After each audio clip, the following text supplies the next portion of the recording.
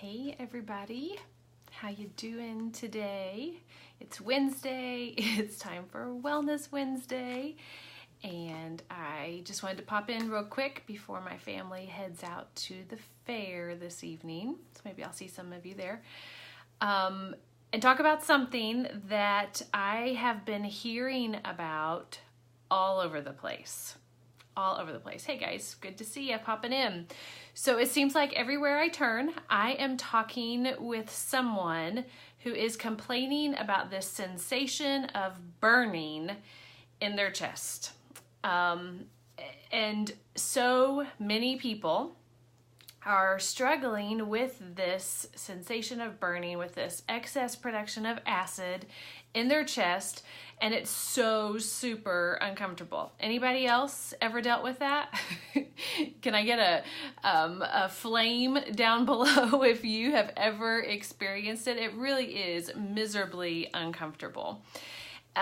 In fact, David has been working on this, and we've been working to support the pH levels of his digestive system.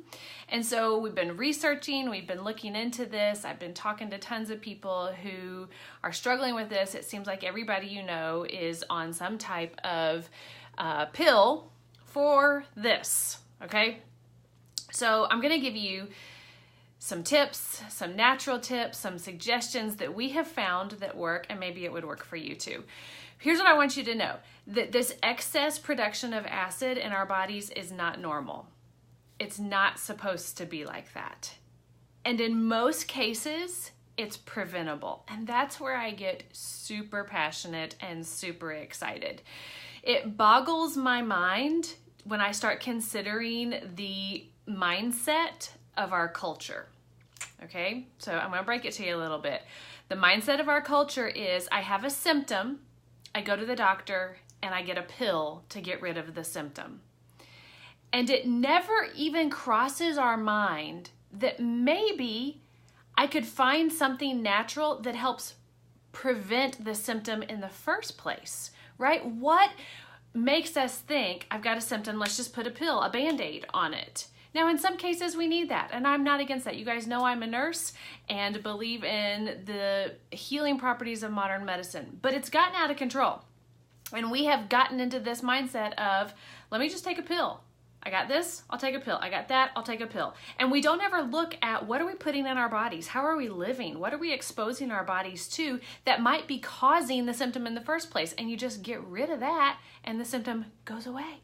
And you don't have to deal with a pill. Okay, so I would much prefer, this is my mindset, and this is what has started us on this whole life-transforming wellness journey. I would much prefer to get to the root cause of the problem, solve the true problem, and then you don't have to take a pill and you don't have your problem anymore. Like, wouldn't that be ideal if we could do that? So it takes a little bit of work, takes a little bit of discipline, but totally doable. So how can you support proper pH levels in your system and maybe avoid having to take an antacid or some type of pill? Well, I'm going to give you some natural tips, and we've been reading and studying these. You can find them anywhere. Well, a big one is don't eat before bed, like right before bed or within a couple of hours of going to bed. And we are bad about this, especially in the summertime when it's so light outside and we just want to stay outside and it's 8 o'clock and we're like, oh, we've not had dinner yet. And so we go and get Mexican food for supper at 8 o'clock. Well, no wonder our acid levels get all whacked out. So don't eat right before bed. Listen to these lifestyle things. I mean, this is just basic lifestyle stuff that can totally support and regulate the acid levels in your digestive system. Don't overeat. Okay, when you overeat and you fill that stomach to capacity or beyond, there's gonna be more acid production. Don't overeat. Be disciplined in your eating. Lose some weight. Losing weight, it solves a host of issues. Stop smoking. Smoking produces more acid levels in your stomach. Decrease your amount of alcohol usage. Do you guys see? These are just basic lifestyle things that can totally help solve your issue and support proper pH level. Okay, decrease your intake of acid-producing foods. So what are some of those acid producing foods? And people don't like it. This is like stepping on toes here when we start saying take away some food groups. I'm sorry, it's part of it if you want to be well. Okay, so we know fried food, spicy food, fatty food all produces acid in our stomach. Ooh, it's all the stuff we love to eat. Okay, in moderation, yes, but a daily diet of this fried, fatty, spicy crud is messing with us. Okay, this is a really big one. I've got my shield up. Caffeine. Oh, caffeine is causing acid production in our stomach. And don't hate me, but coffee. And I know our world is addicted to coffee. I'm a recovering coffee addict. You know why I stopped drinking coffee? Well, let me first tell you, I love coffee. I could not function in the morning without my coffee. I wanted a couple of cups of it. If I found out that the coffee person at church wasn't there that day, I was having to run out and get some so that I could survive and make it through, like dependent on my coffee. Love it. But then I started to notice after I would drink coffee, I had a really bad burning sensation right in here. Very uncomfortable. Plus I realized how dependent I was on it and it totally freaked me out. And so I stopped my coffee addiction. I drink decaffeinated tea every morning. I can't even believe that I'm saying this. This is who I am. But I gave up coffee. And guess what? This crazy acid balance being out of whack went away. It went away. I'm sorry to break it to you, but coffee is causing problems in the amount of coffee that we're drinking and how dependent we are on it. Carbonated beverages, Diet Coke, Coke, Sprite, root beer. What is it with our culture that we have to have a carbonated beverage with every meal? That's not normal. God didn't create carbonated beverages. I'm sorry. They're super fun to have on occasion, not every day. They are eating away at your stomach and causing so many problems, not to mention the sugar content. Okay, so do you see like all those things that I've mentioned that are lifestyle things that we're probably doing every single day? No wonder we're uncomfortable right here and having to take something to like settle all of that down. We're not designed to eat that way. And when we act and eat and do things that we're not designed to do, there are built-in consequences. And so that is all part of it. I want you to realize these are lifestyle changes that you can take that totally gets rid of that. Yeah, cutting pop and changing a weight took away the need for 6 Tums a day. That's incredible, Jordan. That is case in point.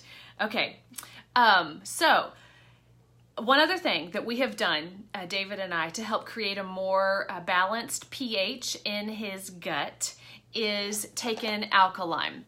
So anybody else take this? I know that Tara does. If you take this, give me a thumbs up down below because this has also rocked our world. Now, you heard what I said before.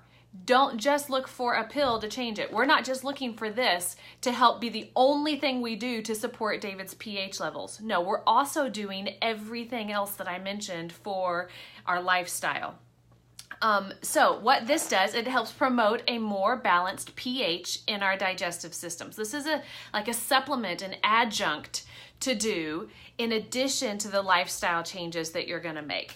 So it's called Alkalign. So it helps create a more alkaline environment. Start researching what an acidic environment is doing to your body, to your internal organs and your cells versus a more alkaline body, and what foods create that alkaline or acidic environment. Okay, so it comes in these little tiny individual packets, and he just opens one up and puts it in a glass, 4 to 6, 8 ounces of water, stirs it up, and says it reminds him of ginger ale.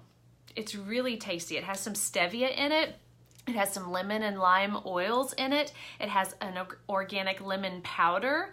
It has some naturally occurring minerals in it. It tastes really good, yeah, and it has an amazing job of settling his digestive system and bringing about a more balanced pH. So I love having a natural option. When you start looking at the pharmaceutical options to support a healthy pH, The side effects are very scary. Very, very scary with those pharmaceuticals. So I love having a natural option in my back pocket that I don't feel bad about, that is helping balance his pH while we are doing lifestyle changes to remove the problem altogether. And someday maybe I'll have him come and share about the story of his vocal cords and what's happening there. He's a professional singer and starting to have some issues with vocal cords from all of the acid production.